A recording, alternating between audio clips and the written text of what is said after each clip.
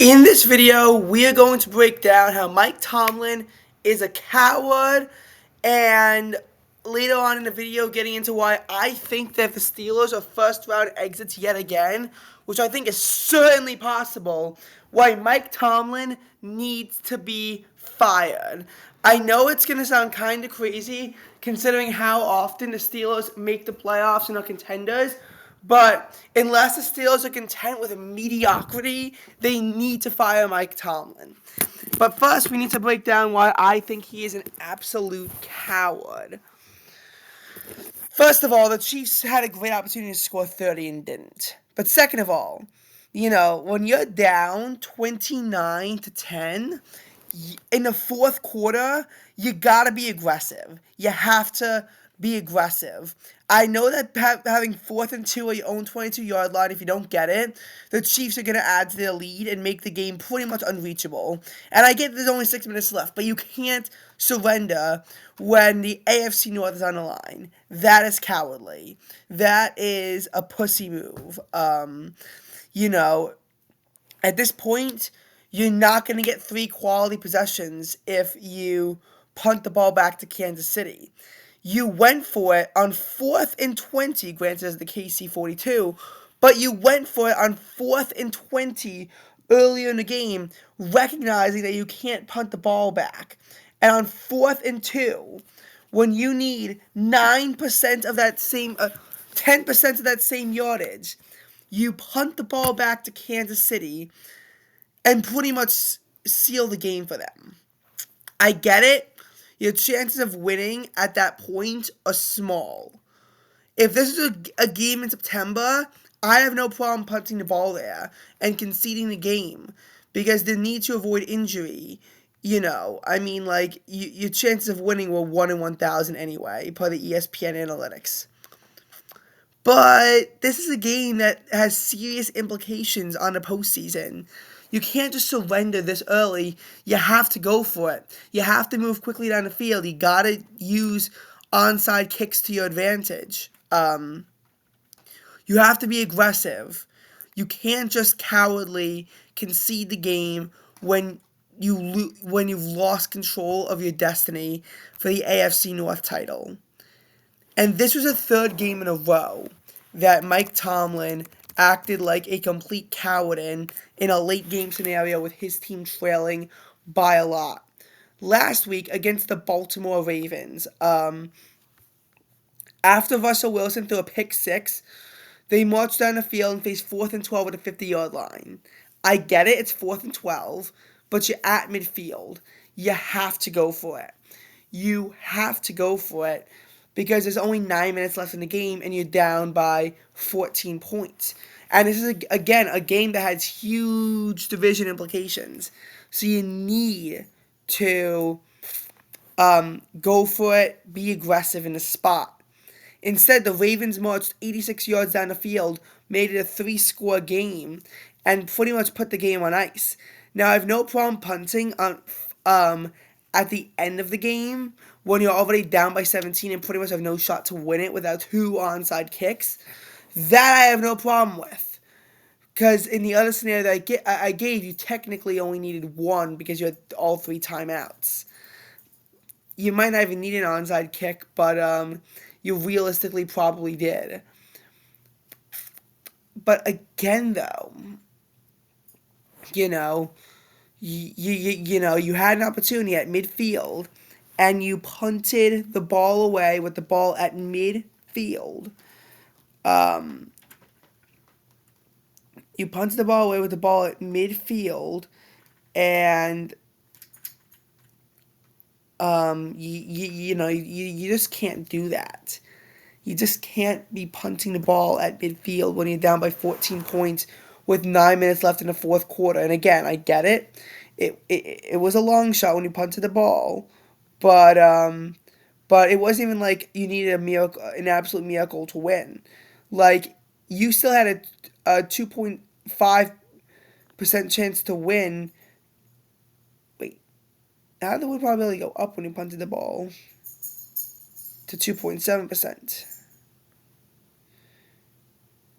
There's no way that the analytics are fucking with me. Okay, and you can't even always rely on the analytics anyway. My point is that that was a cowardly punt.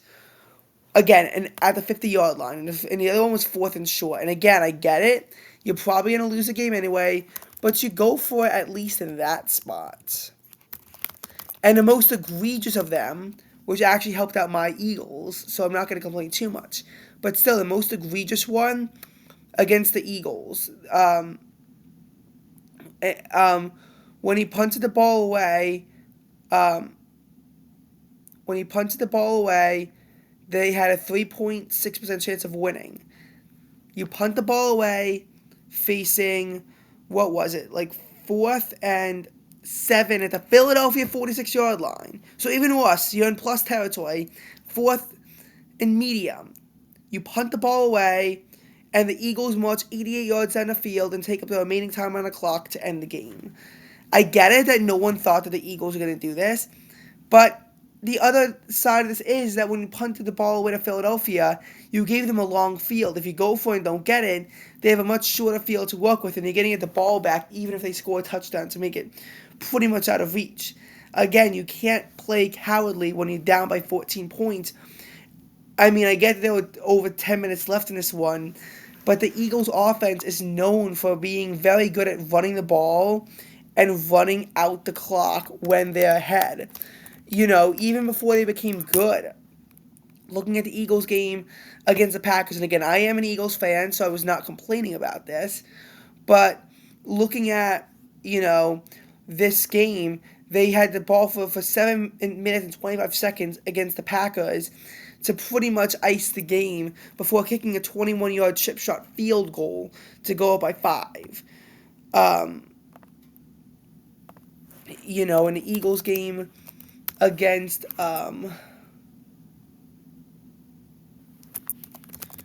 Ravens, they might have done the same thing. I'm not sure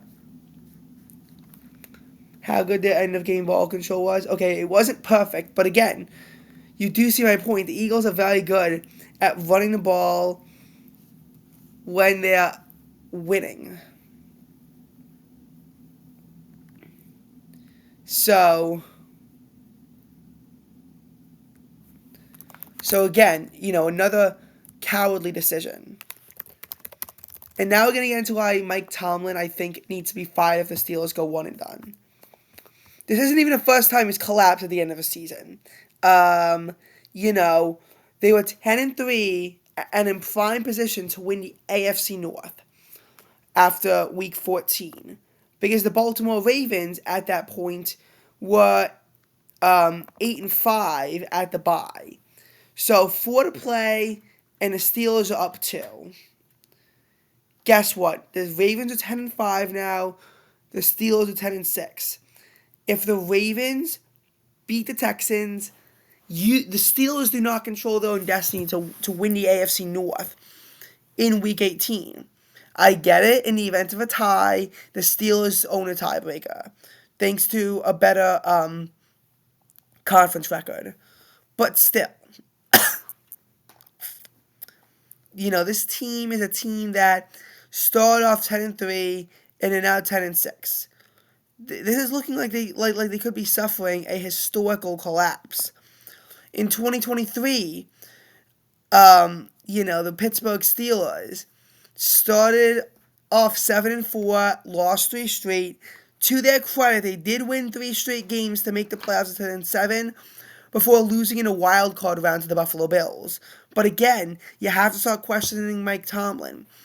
And how at that point you realized how he could always get you to 500 and above 500 and to the hump, but he could never get you over the hump at that point. And, you know, you had to realize that, how his seat was starting to warm up a little bit after they lost in a wild card round yet again. He's making dumb decisions that cost his team games frequently. 2022, they started off 5-8. Again, to their credit, they did bounce back. They're actually even 3-7 at one point, and then 5-8. Now, to their credit, they did bounce back and go 9-8, but and achieve 20 consecutive non-losing seasons. But again, they're missing the playoffs and they're playing mediocre. 2021, the Steelers, and 2021 and 2023, the Steelers both got in because another team lost. Another team lost, and that's how they got in. Again, I get it. 7-7-1, and you go to 9-7-1. But first of all, you have 5-3, and then 5-3-1. And by the way, losing to the Tigers in 2020, tying with the Tigers in 2021 was pathetic. But you had the opportunity to really get a better seed, and you couldn't. You go to the wild card round and you get blown out by the Chiefs. 2020, I think, is really where it's the most inexcusable because you had an 11-0 start, lost 4 of your final 5 games to drop to the 3 seed, and then lost in a wild card round to the Cleveland Browns. That was pathetic. And again, looking at Pittsburgh Steelers seasons, they're one of the most stable teams. Cowell was coach of the team from 92 to 06, and from 69 to 91, you had Chuck Noll. And Tomlin was the man in charge ever since 2007, and he was pretty good. He won Coach of the Year in 2008.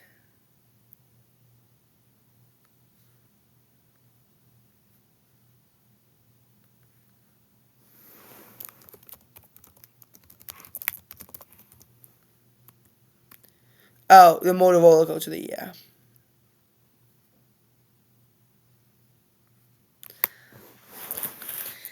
But again, the Pittsburgh Steelers are a team that last won their playoff game, the 2016 divisional round in 2016 against the Chiefs, back when the Chiefs weren't even making the AFC Championship game every year.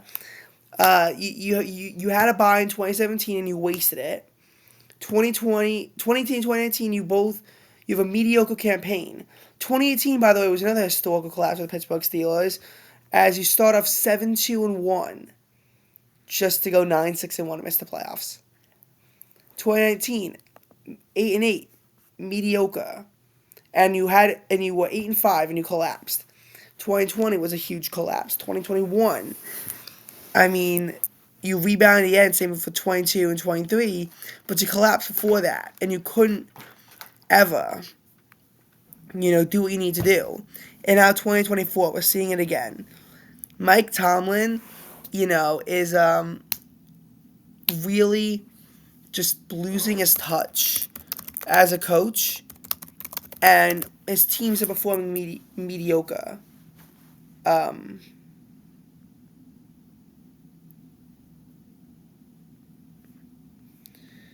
You look at Mike Tomlin hot seat, and you're getting results.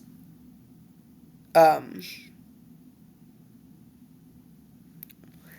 get that the Pittsburgh Steelers have one of the most stable front offices.